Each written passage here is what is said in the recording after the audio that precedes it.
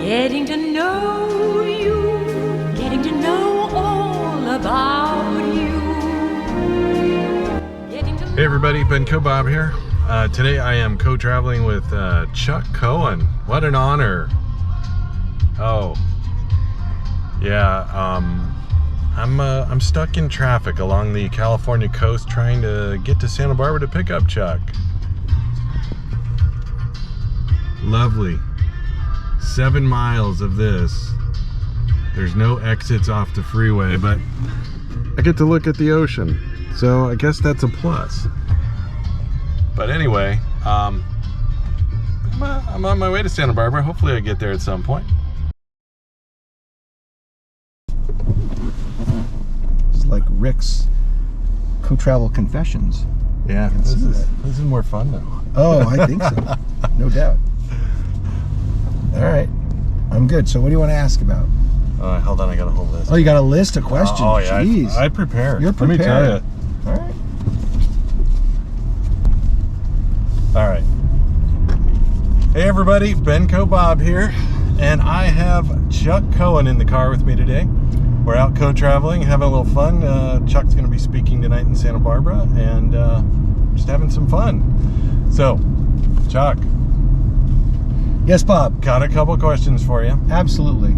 So what would Bob, wait, before we get started, can I trust you to drive and interview me at the same time? I'm a little concerned about that. Nah, I've been with you for a few hours already, and honestly, your driving skills are good, but I certainly wouldn't put you in the excellent category. Ouch. But good enough, so keep your eye on the road. Okay. All right, good. So, what was your first memory of the dental business? Do you remember like your grandfather running the business, or?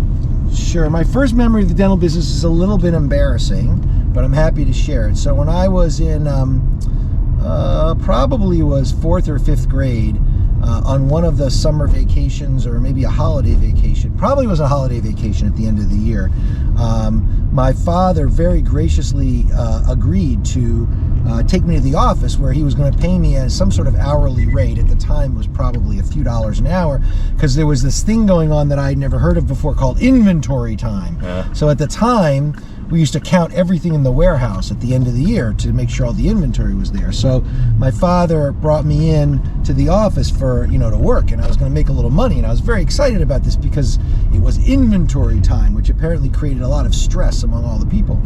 So I get to the office, and my father, sends me to the warehouse, and I go back to say, hi, I'm here to help with the inventory. And so the guys they were all guys at the time. The guys at the warehouse, they knew better than I did how to make a young man who was the boss's son go away very quickly. And that was, they said, over there, son, Chuck, go see if you can count their copper bands. Now, dentists today may not know what copper bands are, but copper bands are, they used to use them to make impressions, and they're old school in a big way. And there was a big box of copper bands, and each copper band might be valued at, let's say, half a penny, but they're not very high value. So I had to go and count the copper bands. I got to tell you, I think I worked at that for like 45 minutes to an hour before I figured out that this is a dumb job, and it was better off. I said, oh, my stomach really hurts. I'm not sure I could do this anymore. So I'm not sure who was smarter than whom. I don't know. Usually, I'm sure they used to count the copper bands by sort of looking and go, I don't know, looks like there's like 200. Yeah. And that was enough. You didn't have to do, but I was 1, 2, 3, 4. So that job, I didn't last very long in that job. I was smart enough to know, and I guess at the end of the day, the guys in the warehouse won because they got rid of me very quickly. Okay. But I was resilient, and I figured another way to come back in the future. But on that day, that I could say is my first dental supply memory. Okay, so were you always destined to go into the family business? Was there ever any talk of you being a lawyer or a doctor or anything like that? So my grandmother very much wanted me to be a lawyer. In fact, her philosophy was that, once you're a lawyer, that you can go do something else. I didn't agree with that, and I said, I don't think I want to be a lawyer. I would say that I was always interested in business, and I think that the opportunity to run your own business was a great opportunity that me and Rick both took advantage of, and has worked out very well for us. So I would say I always thought I wanted to work in the business. I always wanted to work with Larry, and I very much enjoy working with Rick as well. You'll have to ask him. He's a little younger than I am, so I have to ask him the question of whether he always wanted to work with me. I would say I was always interested in working with Larry. And I thought family business was a great place to be and create a career, and that has worked out very well. So it's sort of one of the best decisions I made. And I would say I was always interested, should the opportunity be there, which it was, in working with my dad, working with the family, being part of the family business.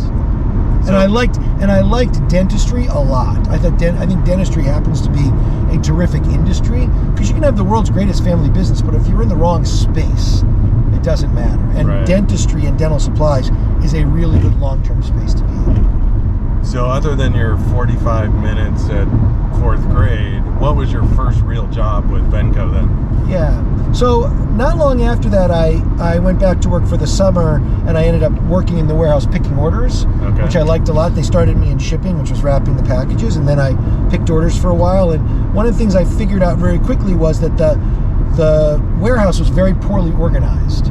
And so one of my first real projects at Benco was reorganizing the warehouse. And it was important because it was before we had a computer. And what ended up happening was we had one guy who was the only guy who knew where everything was. So by having the warehouse disorganized gave him job security.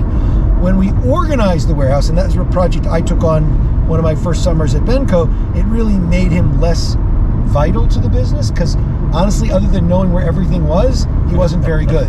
So as soon as we reorganized the warehouse, it gave us the opportunity to move him out of the business, and he went to work somewhere else, and everybody was happy. And then you went into sales? No, I went into marketing next after the warehouse, and I really enjoyed it. I did some telemarketing for a while, which I found very difficult but very enlightening.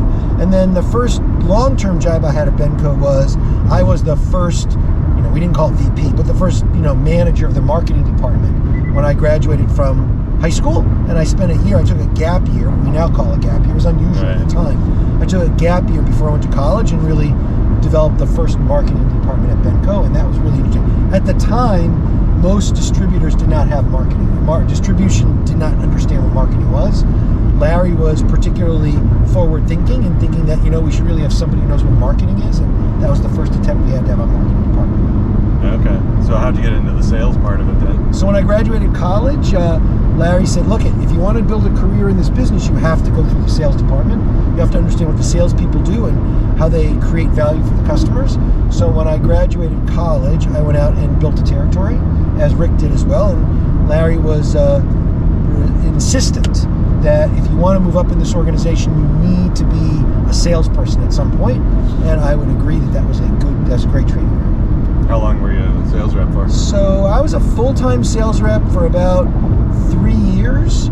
Then I did some part-time selling, and then when Larry got sick around 94 or so, I gave up my territory altogether and just moved inside. But for a while, I was a full-time sales rep in New York, in the New York market.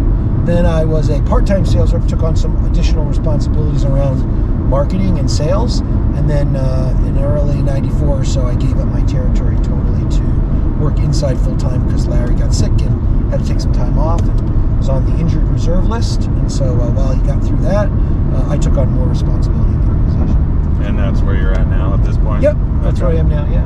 So as a managing director, what is the biggest accomplishment or the most proudest moment you've had since you've done that? Interesting. There's a lot of them, but I would say certainly one of them, maybe was when we cut the ribbon on Centerpoint West and the Reno Distribution Center, and we had achieved this long-term goal of building out a national privately held dental distribution company. So really sea to shining sea, and Bob, you're an important part of that as well. So it's good that worked so well. Other companies had been privately held and been regional, but nobody had figured out how to build a national distribution company that wasn't a public company. So that started in about 2010, was when we finally got to the West Coast and opened in California, and I would say that certainly is on the top 2 or 3 on my list. All right, so the flip side to that is there anything that you look back and you wish you could have done it over again? It didn't work out exactly the way. Well, lots of mistakes along the way. Right. Lots of them, mostly all involving hiring the wrong person for the wrong job. I mean, that's what everybody's biggest mistakes are. So I don't want to call anybody out, but I would say certainly that would be the top list would be, who did I hire where I didn't have the right person in the right job. But I would say that, we've had a bunch of disappointments along the way. One of the disappointments I would say certainly was, the disagreement that we had with ADEC and not selling ADEC, to be honest. That was a big one. And the lawsuits in the 5 or 8 years ago certainly were a big distraction. If I had to do over again, though, I think the big do-over is I probably would have moved faster on the national expansion plan. In retrospect, it took us about 12 to 14 years, and even then, I think we underinvested in some markets. If I had to do over again, I think I would have pushed harder to get that done faster, maybe in 6 or 7 years as opposed to 12, and then invested more money to make sure that we had enough traction and enough infrastructure in the markets. We were sort of a little bit slow at different times, I think. Right. That's my biggest do-over. Okay. So what's the future hold? And the future is super bright. Very excited. You got to wear shades? You got to wear shades. Let me put them on. I'm going to talk about the future with my shades on. We've got a 12% market share, so there's a lot of growth in our core business. And where we are working very closely now, or very active right now, is to identify other areas of the dental practice where we can add value for the customer. So I think if I had to boil it down to one or two sentences, one of the things that we do really well, I think, is I believe that we've got a better understanding of dentistry in the U.S. and how dentists work than anybody else. Shine, Patterson, Labs, we really understand. We eat, sleep, and breathe dentistry. So we're the largest company that I know of that only focuses on dentistry in the U.S. Shine has their medical side and Patterson has their vet side. We're the biggest company only dental focused. And I think that's a real strength of ours. As a consequence, we're working on identifying other places in the dental practice where we can add value, whether they're services or different products that we can bring. So the next 3 to 4 years, I think, is going to be a lot around expanding our footprint in the dental practice beyond field service, equipment, and supplies. Okay. So I'm going to have you put your sales hat back on again. So you run into me in an elevator, you see my name tag, it says Dr. Bob Dentist. Yeah. Give me your elevator pitch for doing business with Benco. Sure. So I believe that we have the best value proposition for dentists who are looking for innovation in their practice to really grow differently, and yet we also have the best customer experience. So we've got the data that shows that our customer experience is head and shoulders anybody else. You are be happier with us than you are with anybody else. At the same time, we've got a very unique focus on innovation, innovative products, innovations, whether it's e-commerce, whether it's the latest and greatest products, whether it's the new product from Vivardis, whatever it is, wherever dentistry is going, we're driving it there. So if you're the kind of dentist who wants to have an innovative practice, have the most innovative products, really create a better patient experience, and you're looking for a high level of customer satisfaction, customer experience, we're the right choice for you. All right, cool. So describe yourself in one word. Passionate. All right. I figured you were going to go for a whole sentence, but okay. You said one word. I follow instructions. All right. So now we're gonna have fun. Yeah. Right, I'm gonna ask the last part was fun too. Yes, it was fun. I'm gonna ask you a bunch of questions. No right or wrong answer. You just tell me which one fits you better. All right. Okay. Good. I'm gonna take off my sunglasses. I'm not talking about the future. All right. Donuts or bagels? Whoa. There's nothing better than a good donut. I mean, honestly, a Krispy Kreme donut. If Krispy Kreme donuts were good for you, I would eat them every single meal. Okay. The problem is they're not. Right. But I love them. Okay. They're good. We only have one here in Southern California anymore. I mean, there's no bad donut.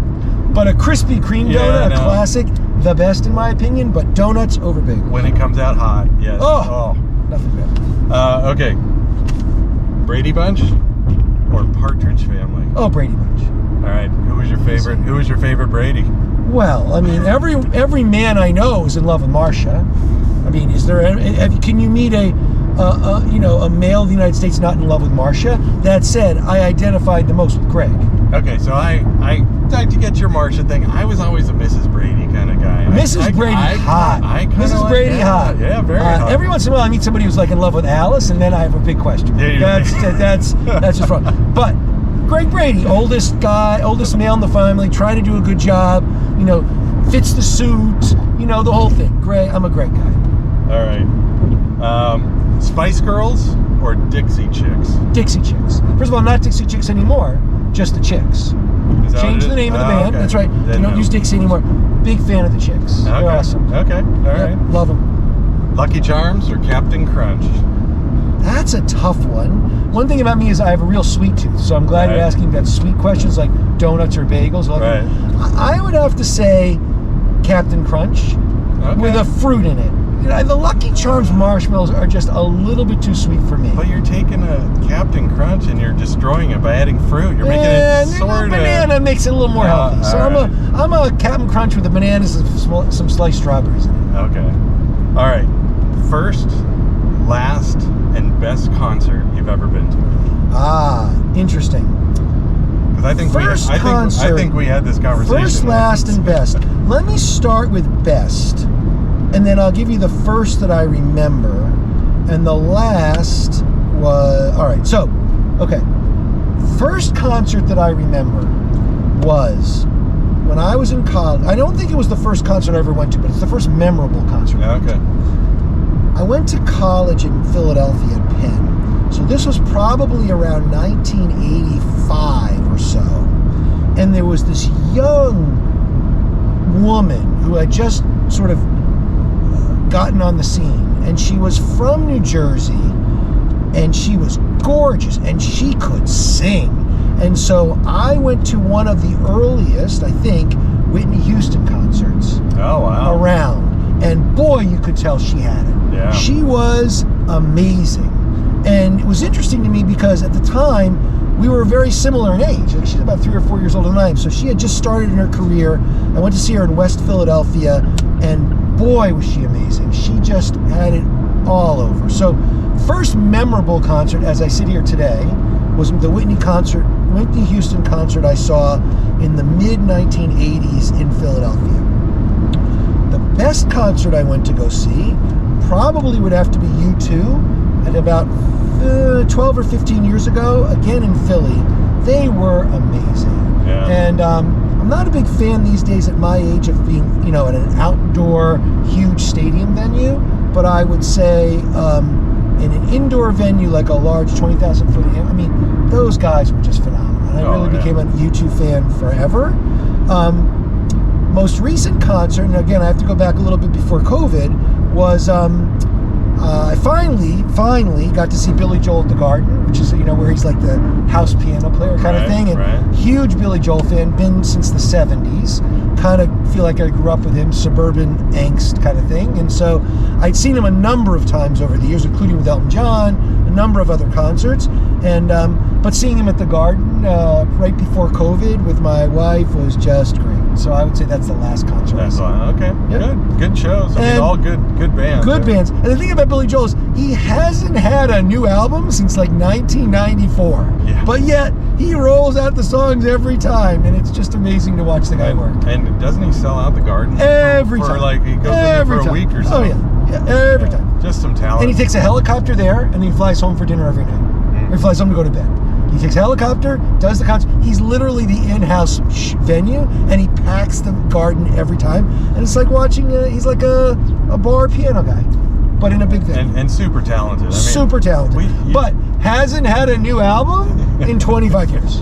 And nowadays, there's nobody that's coming out that, like, I watched part of the Grammys the other night, and I was like, who? Yeah. Who's this? Yeah. So I'm old school in my choices. All right. Okay. Favorite pizza? Favorite kind of pizza?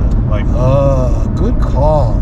So we come from the land of pizza in northeastern Pennsylvania. Right. So lots and lots and lots of pizza choices. I would go these days with.